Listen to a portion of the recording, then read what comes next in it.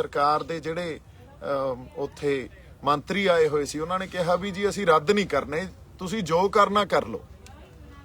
सो ये जी स्टेटमेंट आ जिहड़ी इहदे च उन्हां दी एरोगेंस झलकदी आ, है ना। फिर जो करना कर लो, तो फिर जिहड़े साडे गैरत ते सੱਟ ਵੱਜਦੀ आ ते जिहड़ियां कौमां ਉਹ गैरत नाल लड़दियां ਹੁੰਦੀਆਂ ਤੇ ਜਿਉਂਦੀਆਂ ਵੀ ਉਹੀ ਰਹਿੰਦੀਆਂ ਹੁੰਦੀਆਂ ਜਿਹੜੀਆਂ ਕੌਮਾਂ 'ਚ ਗੈਰਤ ਹੋਵੇ। ਜਿਹੜੀਆਂ ਕੌਮਾਂ 'ਚ ਗੈਰਤ ਨਾ ਹੋਵੇ ਉਹ ਕੌਮਾਂ ਜਿਉਂਦੀਆਂ ਵੀ ਨਹੀਂ ਰਹਿੰਦੀਆਂ ਹੁੰਦੀਆਂ। ਸੋ ਹੁਣ ਗੱਲ ਉਹ ਹੋ ਗਈ ਵੀ ਜਿਵੇਂ ਪੁਰਾਤਨ ਸਮਿਆਂ 'ਚ ਸਿੰਘ ਕਹਿੰਦੇ ਰਹੇ ਹੁੰਦੇ ਸੀ ਨਾ ਵੀ ਜੇ ਪੰਥ ਹੀ ਨਹੀਂ ਰਹਾ ਤਾਂ ਗ੍ਰੰਥ ਕੌਣ ਮੰਨੇਗਾ, ਹਨਾ। ਹੁਣ ਗੱਲ ਉੱਥੇ ਆ ਗਈ ਹੈ, ਜੇ ਪੰਥ ਹੀ ਨਹੀਂ ਰਹਾ ਤਾਂ ਗ੍ਰੰਥ ਕੌਣ ਮੰਨੇਗਾ, ਔਰ ਸਿੰਘ ਇਕੱਠੇ ਹੋ ਜਾਂਦੇ ਹੁੰਦੇ ਸੀ। ਸੋ ਸਾਨੂੰ ਵੀ ਹੁਣ ਮੈਨੂੰ ਲੱਗਦਾ ਇਹ ਗੱਲ ਸਮਝ ਲੈਣੀ ਚਾਹੀਦੀ ਆ, ਸਾਡੀ ਗੈਰਤ ਤੇ ਸੱਟ ਵੱਜੀ ਆ। ਅਗਲੀ ਗੱਲ ਸਰਕਾਰਾਂ ਦੀ ਜੇ ਆਪਾਂ ਕਰ ਲਈਏ, ਸਰਕਾਰਾਂ ਜਿਸ ਢੰਗ ਨਾਲ ਸਾਜ਼ਿਸ਼ਾਂ ਘੜਦੀਆਂ ਜਾਂ ਹਾਲਾਤ ਪੈਦਾ ਕਰਦੀਆਂ, ਉਹਨਾਂ ਹਾਲਾਤਾਂ ਕਰਕੇ ਹੀ ਇਹ ਸੰਘਰਸ਼ ਖੜਾ ਹੋਇਆ, ਇਹ ਐਜੀਟੇਸ਼ਨ ਖੜੀ ਹੋਈ ਆ। ਤੇ ਅੱਜ ਤੁਸੀਂ ਕਹਿੰਦੇ ਹੋ ਜੋ ਕਰਨਾ ਕੁਛ ਕਰ ਲਓ। ਤੁਸੀਂ ਜਿਹੜੀ ਸਾਡੇ ਕਿਸਾਨਾਂ ਦੀਆਂ ਖੁਦਕੁਸ਼ੀਆਂ, ਇੱਕ ਸਾਲ 'ਚ 3 ਤੋਂ 4 ਲੱਖ ਕਿਸਾਨ ਮਰਦੇ ਆ, ਖੁਦਕੁਸ਼ੀਆਂ ਕਰਦੇ ਆ। ਉਹ ਇਸ ਕਰਕੇ ਕਰਦੇ ਆ ਕਿਉਂਕਿ ਤੁਸੀਂ ਜਿਹੜੀਆਂ ਨੀਤੀਆਂ ਘੜਦੇ ਹੋ ਨਾ, ਇਹਦੀ ਤੁਸੀਂ ਨੀਂਹ 1966 'ਚ ਰੱਖ ਲਈ ਸੀ। 1966 'ਚ ਨੀਂਹ ਰੱਖੀ ਗ੍ਰੀਨ ਰੈਵੋਲੂਸ਼ਨ ਦੇ ਥਰੂ, ਤੇ ਉਸ ਨੀਂਹ ਨੇ ਅੱਜ ਖੜੇ ਕਿੱਥੇ ਆ ਅਸੀਂ? ਸਾਡੇ ਤੇ ਕਰਜ਼ੇ ਆ ਤੇ ਅਸੀਂ ਖੁਦਕੁਸ਼ੀਆਂ ਕਰਦੇ ਆ। ਤੇ ਉਹਦੇ ਜ਼ਿੰਮੇਵਾਰ ਕੌਣ ਆ? ਫਿਰ ਉਹਦੇ ਜ਼ਿੰਮੇਵਾਰ ਸਰਕਾਰਾਂ ਆਪਾਂ। ਅੱਜ ਤੁਸੀਂ ਜਿਹੜੇ ਪਰਚੇ ਪਾ ਰਹੇ ਹੋ ਨਾ ਸਾਡੇ ਤੇ, ਇਹਦੇ ਤੇ ਵੀ ਆਉਣੇ ਆ ਅਸੀਂ ਬਾਅਦ 'ਚ, ਉਹ ਤੁਹਾਡੇ ਤੇ ਪੈਣੇ ਚਾਹੀਦੇ ਆ। 3 ਤੋਂ 4 ਲੱਖ ਕਿਸਾਨ ਮਰਦਾ, ਕਿਸਾਨਾਂ ਤੇ ਕਰਜ਼ੇ ਆ, ਉਹਨਾਂ ਦੇ ਘਰਾਂ 'ਚ ਮੈਨੂੰ ਲੱਗਦਾ ਇੱਥੋਂ ਤੱਕ ਹਾਲਤ ਆ ਵੀ ਕਿਸੇ ਨੇ ਪੈਸਾ ਵੀ ਨਹੀਂ ਦੇਖਿਆ ਹੋਊਗਾ। ਜਦੋਂ ਆੜਤੀਏ ਕੋਲੇ ਜਾਈਦਾ, ਅਗਲਾ ਪਰਚੀ ਦੇ ਦਿੰਦਾ, ਅਗਲਾ ਕਹਿੰਦਾ ਲਾ ਫਲਾਨੇ ਥਾਂ ਤੋਂ ਜਾ ਕੇ ਕੱਪੜਾ ਲੈ ਲਾ ਜਾਂ ਫਲਾਨੇ ਥਾਂ ਤੋਂ ਜਾ ਕੇ ਸੌਦਾ ਲੈ ਲਾ। ਤੁਸੀਂ ਹਾਲਤ ਕੀ ਕੀਤੀ ਆ ਕਿਸਾਨਾਂ ਦੀ? ਇਹ ਤੁਹਾਡੀਆਂ ਸਾਜ਼ਿਸ਼ਾਂ ਕਰਕੇ ਹੋਈ ਆ। ਸੈਂਟਰ ਨੂੰ ਇਹ ਗੱਲ ਸਮਝ ਲੈਣੀ ਚਾਹੀਦੀ ਆ ਵੀ ਜਿਹੜੀ MSP ਤੁਸੀਂ ਕਹਿੰਦੇ ਹੋ ਨਾ ਵੀ 6% ਕਿਸਾਨਾਂ ਨੂੰ ਮਿਲਦੀ ਆ, ਅਸੀਂ MSP ਕਿਉਂ ਬਣਾਈਏ? ਕਾਨੂੰਨ 6% ਤਾਂ ਕਿਸਾਨਾਂ ਨੂੰ ਮਿਲਦੀ ਆ, ਇਹ ਤੁਹਾਡੀ ਨੀਤੀਆਂ ਕਰਕੇ ਮਿਲਦੀ ਆ। ਤੁਹਾਡਾ ਫੇਲੀਅਰ ਆ, ਇਹ ਕਿਸਾਨਾਂ ਦਾ ਫੇਲੀਅਰ ਨਹੀਂ ਆ। ਜੇ 6% ਕਿਸਾਨਾਂ ਨੂੰ ਤੁਸੀਂ MSP ਮਿਲਦੀ ਆ ਜਾਂ 6% ਕਿਸਾਨ ਉਹਦੀ ਫਸਲ ਦੀ ਖਰੀਦ ਤੁਸੀਂ ਕਰਦੇ ਹੋ 100% ਚੋਂ, ਤਾਂ ਇਹ ਤਾਂ ਤੁਹਾਡੀਆਂ ਨੀਤੀਆਂ ਦਾ ਤੇ ਪਾਲਿਸੀਆਂ ਦਾ ਫੇਲੀਅਰ ਆ, ਤੁਹਾਡੇ ਸਿਸਟਮ ਦਾ ਫੇਲੀਅਰ ਆ। ਤੇ ਜੇ ਅੱਜ ਕਿਸਾਨਾਂ ਤੇ ਕਰਜ਼ਾ ਤੇ ਨਾਲ ਕਿਸਾਨ ਖੁਦਕੁਸ਼ੀਆਂ ਕਰਦੇ ਆ, ਉਹਨਾਂ ਦੀਆਂ ਮੌਤ ਦੇ ਜ਼ਿੰਮੇਵਾਰ ਵੀ ਤੁਸੀਂ ਹੋ। ਤੁਹਾਡੇ ਤੇ 302 ਦੇ ਪਰਚੇ ਹੋਣੇ ਚਾਹੀਦੇ ਆ। ਤੁਸੀਂ ਇਹ ਜਿਹੜੀ ਫਾਰਮਰ ਜੈਨੋਸਾਈਡ ਕੀਤੀ ਆ ਇਸ ਦੇਸ਼ 'ਚ।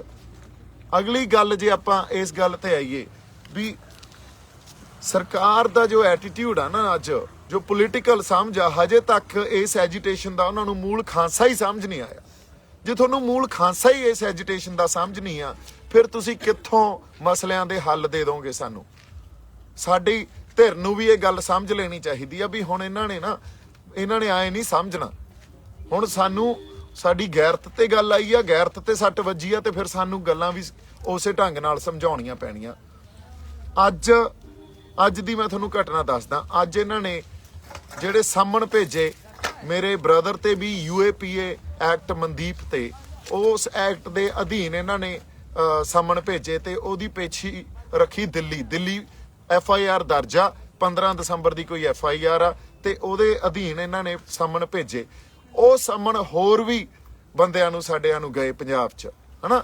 ਹੁਣ ਇਹਨਾਂ ਨੇ ਉਸ ਹਰ ਵਿਅਕਤੀ ਨੂੰ, ਉਹਨਾਂ ਦੇ ਪਰਿਵਾਰਾਂ ਨੂੰ ਟਾਰਗੇਟ ਕਰਨ ਸ਼ੁਰੂ ਕਰਤਾ, ਜਿਹੜੇ ਪਰਿਵਾਰਾਂ ਦੀ ਜਾਂ ਜਿਹੜੇ ਵਿਅਕਤੀਆਂ ਦੀ ਇਸ ਸੰਘਰਸ਼ 'ਚ ਕੋਈ ਸ਼ਮੂਲੀਅਤ ਆ ਤੇ ਉਹ ਮਾੜਾ ਮੋਟਾ ਇੰਪੈਕਟ ਰੱਖਦੇ ਆ। ਕਿਉਂਕਿ ਇਹਨਾਂ ਨੇ ਇਹੀ ਕਰਨਾ ਹੁੰਦਾ। ਇਹ ਜਿਹੜੇ ਪੈਂਤਰੇ ਆ ਨਾ, ਇਹ ਬੜੇ ਪੁਰਾਣੇ ਆ। ਸਾਡੇ ਪਰਿਵਾਰ ਨੇ ਤਾਂ ਬੜੇ ਇਹ ਪਹਿਲਾਂ ਦੇਖੇ ਆ, ਹੁਣ ਦੇਖ ਲਾਂਗੇ, ਉਹ ਐਡੀ ਕੋਈ ਗੱਲ ਨਹੀਂ। ਪਰ ਇਸ ਜਿਹੜੀ ਤੁਹਾਡੇ ਪੈਂਤੜਿਆਂ ਨਾਲ ਵੀ ਅਸੀਂ ਪਾਸੇ ਹੋ ਜਾਾਂਗੇ ਤੇ ਆਪਦੇ ਹੱਕਾਂ ਦੀ ਆਵਾਜ਼ ਨਾ ਬੁਲੰਦ ਕਰਾਂਗੇ, ਇਹ ਤਾਂ ਨਹੀਂ ਹੋ ਸਕਦਾ। ਸੋ ਸੈਂਟਰ ਨੂੰ ਅਸੀਂ ਜਾਂ ਸਰਕਾਰ ਨੂੰ ਇਹ ਵੀ ਕਹਿ ਦਈਏ ਵੀ ਕੋਈ ਨਹੀਂ, ਹੁਣ ਜੇ ਤੁਸੀਂ ਹਾਂ ਹੀ ਚੱਲਣਾ ਫਿਰ ਭਾਜਦਿਆਂ ਨੂੰ ਵਾਹਣ ਇੱਕੋ ਜਿਹੀ ਆ, ਫਿਰ ਕੋਈ ਨਹੀਂ, ਕੱਚੇ ਹੀ ਸਹੀ। ਸਾਡੇ ਆਗੂਆਂ ਨੂੰ ਵੀ ਪਤਾ ਹੋਣਾ ਚਾਹੀਦਾ। ਹੁਣ ਮੈਂ ਕਹਿੰਦਾ 4-5 ਮੰਗਾਂ ਹੋਰ ਜੋੜੋ। ਸਭ ਤੋਂ ਪਹਿਲੀ ਗੱਲ ਤਾਂ ਇਹ ਜੋੜੋ ਵੀ ਜਿਹੜੇ ਕਿਸਾਨਾਂ ਤੇ ਕਰਜ਼ਾ ਚੜਿਆ ਉਹ ਮਾਫ ਕਰੋ, ਉਹ ਤੋਂ ਬਿਨਾਂ ਅਸੀਂ ਗੱਲ ਵੀ ਨਹੀਂ ਕਰਦੇ, ਅਗਲੀ ਮੀਟਿੰਗ ਤੇ ਵੀ ਨਹੀਂ ਆਉਂਦੇ ਜੇ ਤੁਸੀਂ ਕਿਸਾਨਾਂ ਤੇ ਜਿਹੜਾ ਚੜਿਆ ਕਰਜ਼ਾ ਵੀ ਆਪਣੇ ਲੋਕਾਂ ਦਾ ਭਲਾ ਤਾਂ ਹੋਵੇ। ਪਹਿਲੀ ਮੰਗ ਹੀ ਇਹ ਰੱਖੋ ਵੀ ਪਹਿਲਾਂ ਤਾਂ ਕਰਜ਼ਾ ਮਾਫ ਕਰੋ, ਤੁਸੀਂ ਕਿਸਾਨਾਂ ਤੇ ਜਿਹੜਾ ਚੜਿਆ ਉਹ ਤੁਹਾਡੀਆਂ ਨੀਤੀਆਂ ਕਰਕੇ ਚੜਿਆ ਨਾ, ਉਹ ਮਾਫ ਕਰੋ, ਫਿਰ ਅਸੀਂ ਗਾਂ ਗੱਲਬਾਤ ਕਰਨ ਨੂੰ ਆਉਣੇ ਆ ਤੁਹਾਡੇ ਕੋਲੇ। ਫਿਰ ਤੁਸੀਂ ਇਹ ਤਾਂ ਇੱਕ ਮੀਟਿੰਗ 'ਚ ਜਾਂਦੇ ਹੋ, ਫੇਲ ਹੁੰਦੀ ਆ, ਬੇਸਿੱਟਾ ਨਿਕਲਦੀ ਆ, ਅਗਲੀਆਂ ਮੀਟਿੰਗ 'ਚ ਉਹਦੀਆਂ ਮੰਗਾਂ ਹੀ ਵਧਾ ਦਿਓ, ਆਉਣ ਦਿਓ ਫਿਰ ਇਹਨਾਂ ਨੂੰ। ਤੇ ਜਿਹੜੀ 26 ਜਨਵਰੀ ਆ ਨਾ, ਹੁਣ ਲੋਕਾਂ ਦੇ ਜਜ਼ਬਾਤਾਂ ਦੀ ਤਰਜਮਾਨੀ ਹੋਣੀ ਚਾਹੀਦੀ ਆ ਉੱਥੇ। 26 ਜਨਵਰੀ ਅਸੀਂ ਹੁਣ ਤੱਕ 26 ਨਵੰਬਰ ਬੜਾ ਅਹਿਮ ਸੀ। 26 ਨਵੰਬਰ ਅਹਿਮ ਹੀ ਇਸ ਤਰ੍ਹਾਂ ਸੀ, ਜਿਹੜੇ ਕਹਿੰਦੇ ਆ ਨਾ ਵੀ ਅਸੀਂ ਜਾਬਤੇ 'ਚ ਨਹੀਂ, ਅਸੀਂ ਜਾਬਤੇ 'ਚ ਹੀ ਆ। ਅਸੀਂ ਉਦੋਂ ਵੀ ਜਾਬਤੇ 'ਚ ਸੀ, ਪਰ ਜਾਬਤੇ 'ਚ ਰਹਿੰਦੇ ਹੋਏ ਵੀ ਅਸੀਂ ਬੈਰੀਕੇਡ ਭੰਨੇ ਸੀ ਨਾ। ਜਿਹੜੇ ਟਰੈਕਟਰ ਤੇ ਤੁਸੀਂ ਅੱਗੇ ਸਟੇਜ ਲਾਈ ਸੀ, ਉਹ ਟਰੈਕਟਰ ਬੈਰੀਕੇਡ ਭੰਨ ਕੇ ਹੀ ਆਇਆ ਸੀ। ਸੋ ਐਕਟੀ ਵੀ ਜਿਹੜਾ ਸਾਨੂੰ ਪ੍ਰੋਗਰਾਮ ਦੇਣਾ ਚਾਹੀਦਾ, ਉਹਦਾ ਇੰਪੈਕਟ ਹੋਣਾ ਚਾਹੀਦਾ, ਇੰਪੈਕਟਫੁਲ ਪ੍ਰੋਗਰਾਮ ਦਿਓ। ਤੁਹਾਨੂੰ ਇਹ ਬੇਨਤੀ ਆ ਸਾਡੀ, ਸਾਡੇ ਜਿਹੜੀ ਸੰਗਤ ਆ, ਲੋਕ ਆ, ਉਹਨਾਂ ਦੇ ਜਜ਼ਬਾਤਾਂ ਦੀ ਤਰਜਮਾਨੀ ਹੋਵੇ। ਇੱਥੇ ਕੋਈ ਸ਼ਰਾਰਤੀ ਅਨਸਰ ਨਹੀਂ ਆ, ਹਰ ਬੰਦਾ ਕਿਸਾਨੀ ਦੇ ਸੰਘਰਸ਼ 'ਚ, ਤਰਜੀਹ ਕਿਸਾਨੀ ਦੇ ਮੁੱਦਿਆਂ ਨੂੰ ਆ।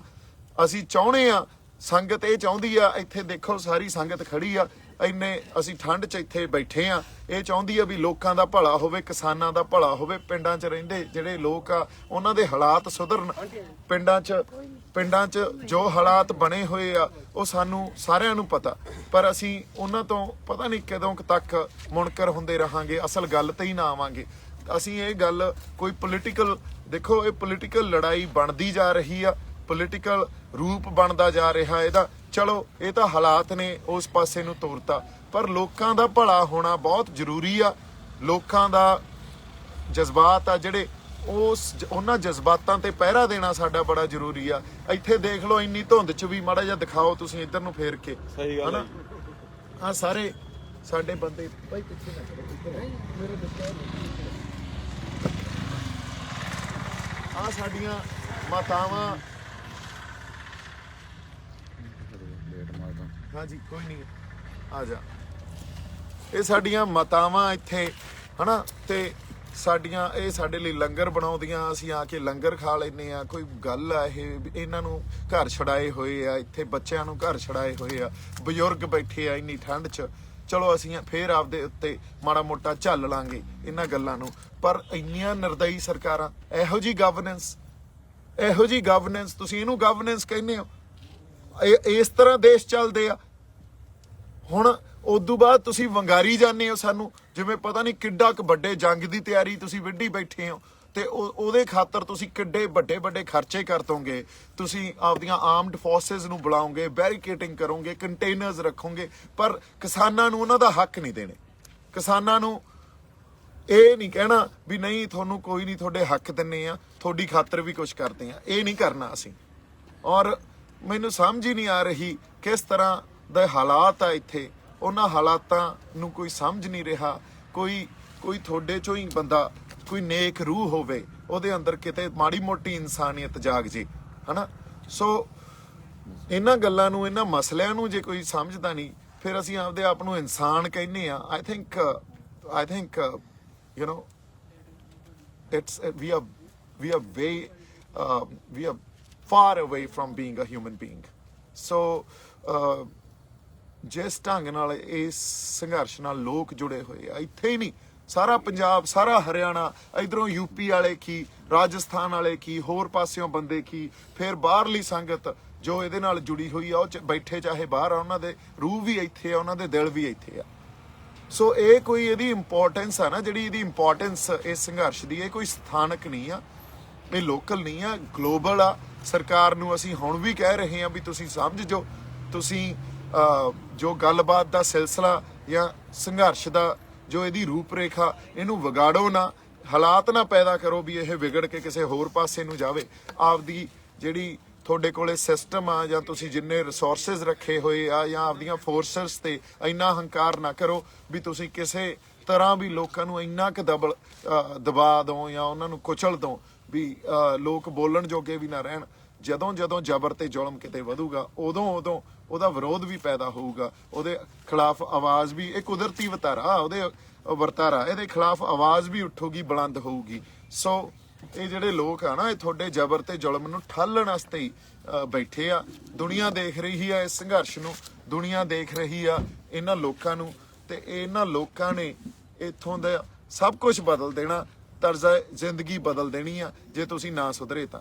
ਸੋ ਸਾਡੀ ਤਾਂ ਤੁਹਾਨੂੰ ਬੇਨਤੀ ਆ ਵੀ ਹੁਣ ਜਿਹੜੇ ਇਹੋ ਜਿਹੇ ਹਾਲਾਤ ਨਾ ਪੈਦਾ ਕਰੋ, ਜਿਹੜੇ ਹਾਲਾਤ ਤੁਸੀਂ ਸਮੇਂ ਤੋਂ ਸਾਨੂੰ ਪੈਦਾ ਕਰਦੇ ਆ ਰਹੇ ਹੋ, ਸਾਨੂੰ ਉਹਨਾਂ ਹਾਲਾਤਾਂ 'ਚੋਂ ਗੁਜ਼ਰਨਾ ਪੈਂਦਾ। ਉਹਨਾਂ ਹਾਲਾਤਾਂ ਦੀ ਦੇਣ ਆ ਵੀ ਇੱਥੇ ਐਡੀ ਕੁ ਵੱਡੀ ਅਰਾਜਕਤਾ ਪੈਦਾ ਹੋ ਰਹੀ ਆ, ਕੋਈ ਸਾਰਥਕ ਸਮਾਜ ਨਹੀਂ, ਉਹਨਾਂ 'ਚ ਨੈਤਿਕਤਾ ਨਹੀਂ ਰਹੀ, ਉਹਨਾਂ 'ਚ ਹਿਊਮੈਨਿਟੀ ਨਹੀਂ ਰਹੀ।